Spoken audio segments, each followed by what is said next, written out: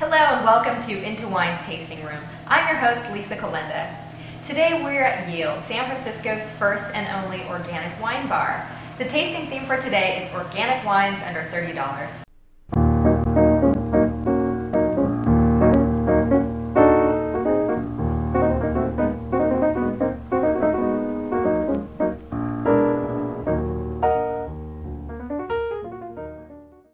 This is a 2006 Amity Vineyards Echo wine from Willamette Valley in Oregon. It's a Pinot Noir. It retails for $23 a bottle. This wine is also salmon safe, and it is. They actually protect the salmon habitat from chemicals and soil erosion. Do you know anything more about that, Chris? Yeah, it's a certification. It's the Northwest, so it's California, Seattle, Oregon, and it's basically kind of holding the vineyards responsible for the water, the rivers and lakes, watershed issues and erosion. It's kind of an adjunct to organics. So a lot of wineries that are certified organic will also be salmon safe. Does mine smell different? No, I was just checking because it smelled odd to me and I wanted to see if it was odd too. Like apple juice? You smell apple juice? I smell apple juice.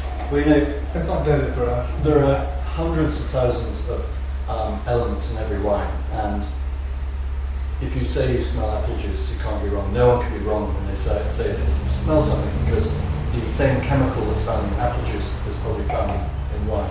And the fact that your nose is sensitive to that can pick it up, and we might not see that until the power of suggestion tells us, and then we say, oh yeah, it does smell like apple juice. Interesting. There are lots of letters to camp magazines saying, what absolute rubbish to say that something is like linoleum or oilcloth or old straw. Those sorts of things. But I think one of the classic smells of Pinot Noir is boiled beetroot or rhubarb. And you get a little bit of this on that, but nothing else. It's not very pronounced. It's okay. 06, that's tough. Yeah, it's certainly looking much. It's looking useful at the rim. So it's not very different drink. Pinot Noir tends to have a sweeter wine than Cabernet Sauvignon, and on the nose it does smell a bit sweet, but actually it's more dry than I would have expected. It's quite like certainly dry finish. Yes. And of course Pinot Noir is lighter. It's 14%. Is this 14? 14, yeah. Do you like this, Chris? Not yet. I don't find the nose interesting. It's not. It doesn't go varietal. On the other hand, having said that, it is New World wines where Pinot Noirs and the grapes have a very strong varietal strength. And Burgundy proper, you don't look for a Pinot Noir varietal nose. It's Burgundy, made from Pinot Noir, but you don't want to have it so obvious. Not that this is very obvious on I think it's very young. Yeah, it's a bit raw, isn't it? It's a bit raw. It's like the wine is kind of in the glass. I can see all the elements. Like I'm getting a little bit of the smoky quality that I like, but it's still.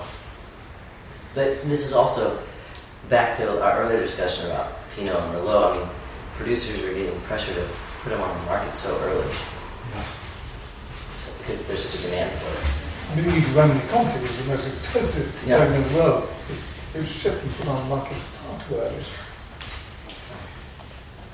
So if you purchase this wine, even 6 months. I mean, we're not talking about years here, okay, like we were with other wines, but it's hard to get into it for me. On the other hand, it's hard to find good Pinot Noirs today under $30, Which is the next one. So $23 is, to me, fairly good value. I think you can find better values from Chile and Germany in Pinot Noir, but New Zealand, you're really right in this price point. New Zealand's are making some of the best Pinot Noirs in the world, along with Oregon and Burgundy, but I think this is good value.